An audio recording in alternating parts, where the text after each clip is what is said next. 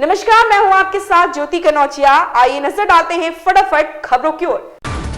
मालदीव और भारत के बीच रिश्ते पहले की तरह नहीं रहे हैं। इनमें खटास आ गई है। ये कड़वाहट उस समय आई जब मालदीव के मंत्रियों ने भारत और प्रधानमंत्री नरेंद्र मोदी के खिलाफ अपमानजनक टिप्पणी की थी। इसके बाद से लगातार तनाव बढ़ता जा रहा है। अब मालदीव के राष्ट्रपति मोहम्मद मुइज्जू के एक गलत फैसले ने 14 साल के मासूम की जान ले ली। दरअसल बच्चे के मेडिकल इमरजेंसी के लिए भारतीय डोनियर विमान की जरूरत थी, जिसकी अनुमति मालदीव सरकार नहीं दी। इलाज में देरी के चलते शनिवार को बच्चे की जान चली गई।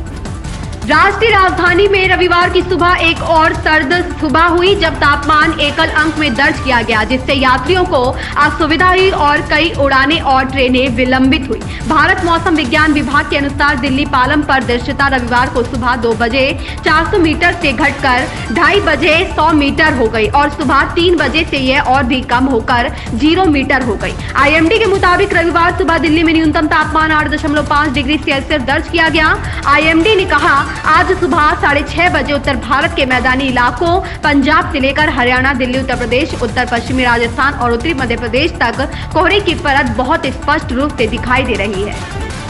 पंकज त्रिपाठी इन दिनों हालिया रिलीज फिल्म में अटल हूं में नजर आ रहे हैं। फिल्म में अभिनेता ने अटल बिहारी वाजपेयी की भूमिका निभाई है। फिल्म के समीक्षकों समेत दर्शकों से भी सकारात्मक प्रतिक्रिया मिली है। इसी कड़ी में पंकज ने बीते दिन रेडिट पर आस्क मी एनीथिंग सेशन आयोजित किया। सेशन में फैंस ने अभिनेता से कई दिलचस्प सवाल पूछे।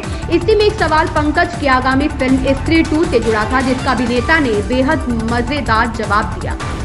भक्ति भाव से विभोर अयोध्या धाम में सोमवार को श्री राम जन्मभूमि पर होने वाली प्राण प्रतिष्ठा समारोह की शुरुआत मंगल ध्वनि से हुई। 50 से अधिक मनोरम वाद्य यंत्र विभिन्न राज्यों से लगभग 2 घंटे तक इस शुभ घटना के साक्षी बनेंगे। यह भव्य संगीत कार्यक्रम हर भारतीय के लिए एक महत्वपूर्ण अवसर का प्रतीक होगी, जो प्रभु श्री राम के सम्मान में विविध परंपराओं को एकजुट करने का कार्य करेगी।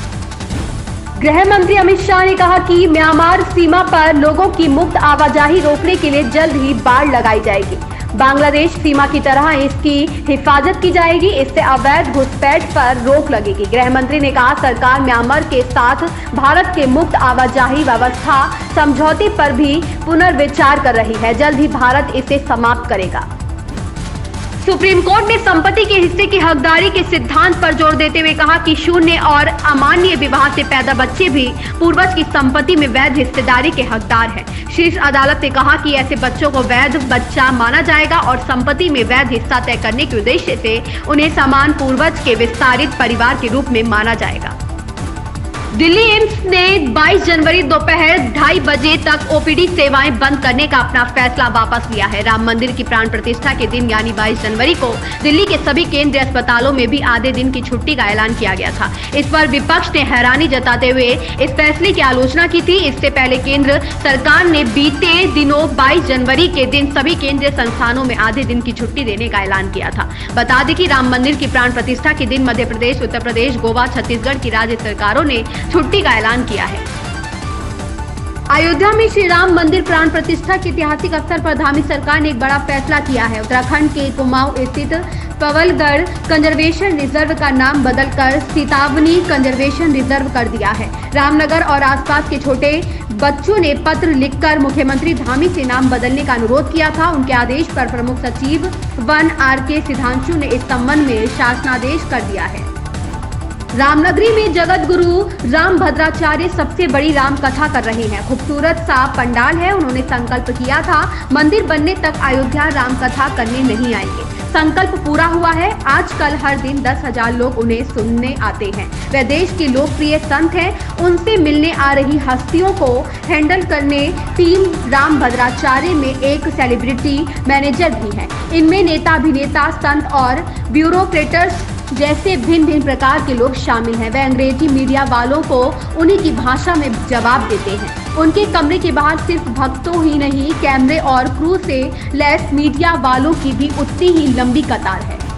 कांग्रेस के राष्ट्रीय महासचिव और यूपी प्रभारी अविनाश पांडे ने कहा कि देश में महंगाई, भ्रष्टाचार, बेरोजगारी चरम पर है। इस समय भाजपा इवेंट की राजनीति से जनता को भटका रही है। वे शनिवार को धर्म संघ दुर्गाकुंड में उत्तर प्रदेश कांग्रेस कमेटी के प्रयागराज जोन की संवाद कार्यशाला को संबोधित कर रहे थे। कार्यक्रम के बाद राष्ट्रीय महासचिव ने दशाश्वमेध घाट पर गंगा आरती देखी। इसके बाद बाबा विश्वनाथ के सप्तऋषि आरती में शामिल हुए। संवाद में राष्ट्रीय महासचिव ने कहा कि राहुल गांधी के नेतृत्व में निकली भारत जोड़ो यात्रा का आगमन उत्तर प्रदेश में होगा। इसकी तैयारी सभी को करनी है। इन खबरों में बस इतना ही। बने रहें हमारे साथ।